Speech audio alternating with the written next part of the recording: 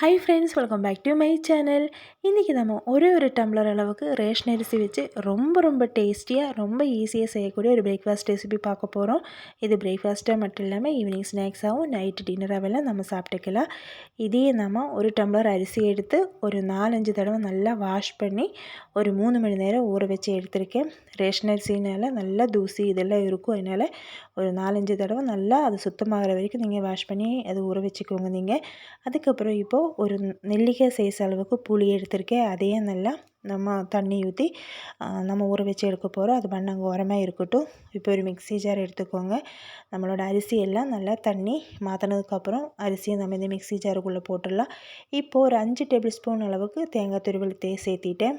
அதையும் சேர்த்தி 4 வரமிளகு, ஒரு அச்சு வெல்லம் அதையும் சேர்த்தி இப்போது நம்ம புளி வச்சுருக்கோம் இல்லையா, புளி தண்ணி அதையும் கரைச்சி எடுத்துருக்கேன். அதையும் சேர்த்தி இப்போ இதுக்கு தேவையான தண்ணி ஊற்றிக்கலாம்.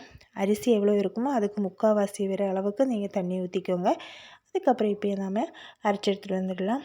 அரைச்சி எடுத்து வரும்போது பார்த்திங்கன்னா அதோட கன்சிஸ்டன்சி நம்ம ரவை எல்லாம் இருக்கும் இல்லையா, வெள்ளை ரவை அந்த மாதிரி நம்ம கொஞ்சம் தருதருன்னு தான் இருக்கணும். ரொம்ப ஃபைன் பேஸ்ட்டாக நீங்கள் அரைக்க வேண்டாம். இப்போ பாருங்கள், இந்த மாதிரி நல்லா அரைச்சி எடுத்தாச்சு. ஆனால் நம்ம அரைச்சிட்டோம், இது நல்லா கட்டி பதத்துக்கு தான் இருக்குது. ஆனால் நமக்கு இந்த அளவுக்கு கட்டி வேண்டாம். இனியும் கொஞ்சம் நமக்கு தண்ணி ஊற்றணும். அதுக்கு மிக்ஸி ஜார் அலசி அதுக்குள்ளே நம்ம அதோட தண்ணி ஊற்றிக்கலாம். நாம் 1 டம்ளர் அளவுக்கு அரிசி எடுத்துட்டோம்னா நம்ம மிக்ஸ் பண்ணுறதுக்கு எல்லாம் சேர்த்து ஒரு 2 டம்ளர் அளவுக்கு தண்ணி கரெக்டாக இருக்கும் உங்களுக்கு. இப்போ இதுக்கு தேவையான சால்ட்டையும் சேர்த்து நல்லா மிக்ஸ் பண்ணிக்கோங்க. நல்லா மிக்ஸ் பண்ணதுக்கப்புறம் அடுப்பை ஆன் பண்ணி ஒரு தவா வச்சுக்கோங்க. தவா நல்லா சூடாகி வரவும் 1 டேபிள் ஸ்பூன் அளவுக்கு நான் தேங்காய் எண்ணெய் ஊற்றிருக்கேன். உங்களுக்கு விருப்பப்பட்ட எந்த ஆயிலாக இருந்தாலும் நீங்கள் ஊற்றிக்கலாம்.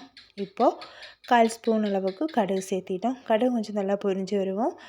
1/4 ஸ்பூன் கடலைப்பருப்பு, கொஞ்சம் இஞ்சி குட்டி குட்டியாக கட் பண்ணி போட்டிருக்கேன்.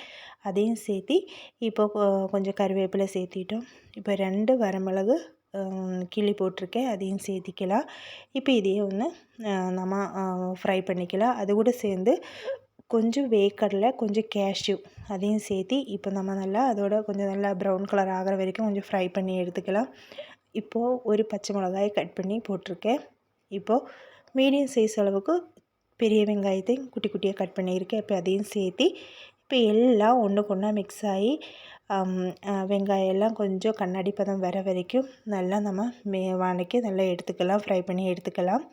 நல்லா ஃப்ரை ஆனதுக்கப்புறம் நம்ம மிக்ஸ் பண்ணி வச்சுருந்த நம்மளோட அரிசி இருக்கும் இல்லையா, அதே விழுது நம்ம இதுக்குள்ளே சேர்த்திடலாம். இப்போது அடுப்பு லோ ஃப்ளேமில் போட்டுக்கோங்க. அதையே சேர்த்தி ஒரு வாட்டி நல்லா சுற்றி விட்டதுக்கப்புறம் நம்ம இதையே க்ளோஸ் பண்ணி வைக்க போகிறோம். க்ளோஸ் பண்ணதுக்கப்புறம் இடையில பார்த்திங்கன்னா அடுப்பு லோ ஃப்ளேம்லேயே போட்டுக்கோங்க. 2 இல்லைன்னா ஒரு 3 வாட்டி நீங்கள் இடையில நல்லா ஓப்பன் பண்ணி இந்த மாவு நல்லா கலந்து விட்டுக்கோங்க. அப்போ தான் நல்லா நமக்கு வெந்து கிடைக்கும். இப்போ இது பார்த்திங்கன்னா நம்மளுக்கு கரெக்டாக நல்லா வெந்து நல்லா சாஃப்டாக வந்திருக்கு. இந்த டைமில் ஃபைனலாக கொஞ்சம் கொத்தமல்லி தழை தூவி விட்டு ஒரு 1/4 ஸ்பூன் அளவுக்கு நான் நெய் சேர்த்திட்டேன். நெய் உங்களுக்கு அதிகமாக பிடிக்குன்னா கொஞ்சம் அதிகமாக நீங்கள் சேர்த்திக்கலாம், பிடிக்கலைன்னா நீங்கள் அவாய்ட் பண்ணிக்கலாம். இப்போ அதெல்லாம் சேர்த்துனதுக்கப்புறம் நல்லா மிக்ஸ் பண்ணி கொஞ்சம் லைட்டாக ஆறுனதுக்கப்புறம் நம்ம வேறு பவுலுக்கு மாற்றிடலாம். இது ஆற நல்லா உதிரியாக நம்மளுக்கு கிடைக்கும். ஈஸியாக நம்மளோட ஹெல்த்தியான பிரேக்ஃபாஸ்ட் செஞ்சுட்டோம். ஒரு டம்ளர் அளவுக்கு ரேஷன் அரிசி வச்சு நம்மளோட அரிசி உப்புமா ரெடி பண்ணிட்டோம். எப்போவுமே நம்ம ரவை உப்புமா, சம்பா ரவை அந்த மாதிரி எல்லாம் தானே ரெடி பண்ணுவோம். அதெல்லாம் சாப்பிட்டு உங்களுக்கு போர் அடிச்சுன்னா நீங்கள் ஒரு வாட்டி நீங்கள் இது செஞ்சுக்கலாம். இதுக்கு எந்த குழம்புமே நமக்கு தேவையில்லை. இப்படியே சாப்பிட்றதுக்கு ரொம்ப டேஸ்ட்டாக இருக்கும். விருப்பப்பட்டால் நீங்கள் சாம்பார், சட்னி அதுவும் கூட நீங்கள் வச்சு கூட நீங்கள் சாப்பிட்டுக்கலாம். உங்களுக்கு வீடியோஸ் பிடிச்சிருந்தா மறக்காமல் லைக் பண்ணுங்கள். ரெசிபிஸ் புதுசாக இருக்குதுன்னு நினச்சிங்கன்னா ஃப்ரெண்ட்ஸ் ரிலேட்டிவ்ஸுக்கெல்லாம் ஷேர் பண்ணுங்கள். இன்னும் நல்ல ரெசிபிஸ் எல்லாம் நம்ம சேனலில் இருக்குது, அதெல்லாம் போய் விசிட் பண்ணி பாருங்கள். சேனல் பிடிச்சா சப்போர்ட் பண்ணுங்கள். நாளைக்கு இன்னொரு ரெசிபியுமே வரேன். டாட்டா, பாய்.